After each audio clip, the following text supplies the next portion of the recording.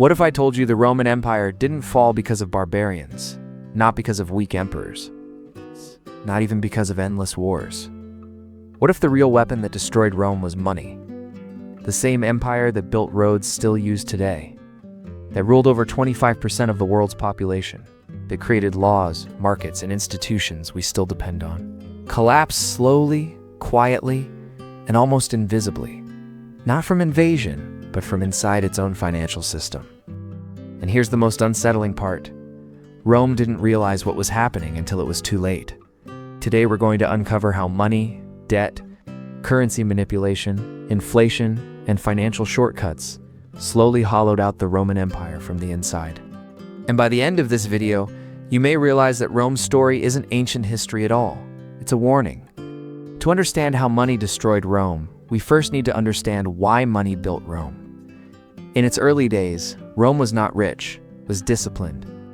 The Roman Republic relied on something rare in ancient history: trust in money. The Roman silver coin, the denarius, became the most trusted currency in the Mediterranean world. Merchants accepted it across continents. Soldiers demanded it. Taxes were paid in it. Why? Because for centuries it barely changed. A Roman coin was worth what it claimed to be worth. This stability allowed Rome to fund massive armies, build infrastructure, and integrate conquered territories into a single economic system. Taxes flowed in. Trade expanded. Wealth multiplied. Rome didn't just conquer land, it monetized it. But this success planted the seed of a future disaster. Because once an empire becomes addicted to growth, stability is never enough. As Rome expanded, its expenses exploded. Armies had to be paid, borders had to be defended, cities had to be fed. For a while, conquest solved everything. Every new province meant new taxes, new slaves, new silver and gold. War funded the state. But conquest has a ceiling. By the 2nd century AD, Rome had reached its natural limits. Expansion slowed. Easy victories disappeared. And suddenly, Rome faced a terrifying problem. The bills kept rising, but the incomes stopped growing. Instead of reducing spending, Rome made a fateful decision. They chose to manipulate money. This is where everything changes. Your Roman emperors discovered a shortcut. Reduce the silver content in coins, but keep the same face value. At first it was subtle. The denarius, once nearly pure silver, was slowly diluted with copper. Most people didn't notice. Coins still looked shiny, soldiers still got paid. But the math didn't lie. More coins were chasing the same amount of goods.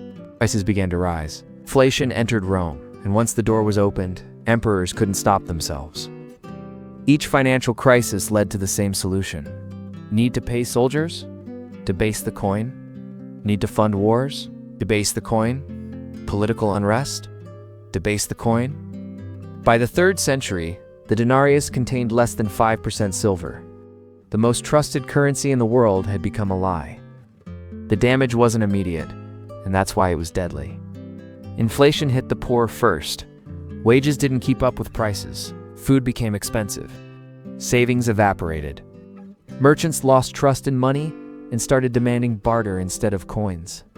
Soldiers demanded payment in goods or higher wages, pushing the state deeper into crisis. Tax collection became chaotic. To compensate, the government raised taxes aggressively, but higher taxes destroyed productivity. Farmers abandoned land. Small businesses collapsed. The middle class disappeared. Rome's economy slowly froze. And when trust in money died, trust in the state followed. By the late empire, Rome had transformed into something unrecognizable. The government began fixing prices by law. Emperor Diocletian issued the edict on maximum prices, threatening death to anyone who sold goods above state-approved prices. It failed instantly. Goods vanished from markets. Black markets flourished.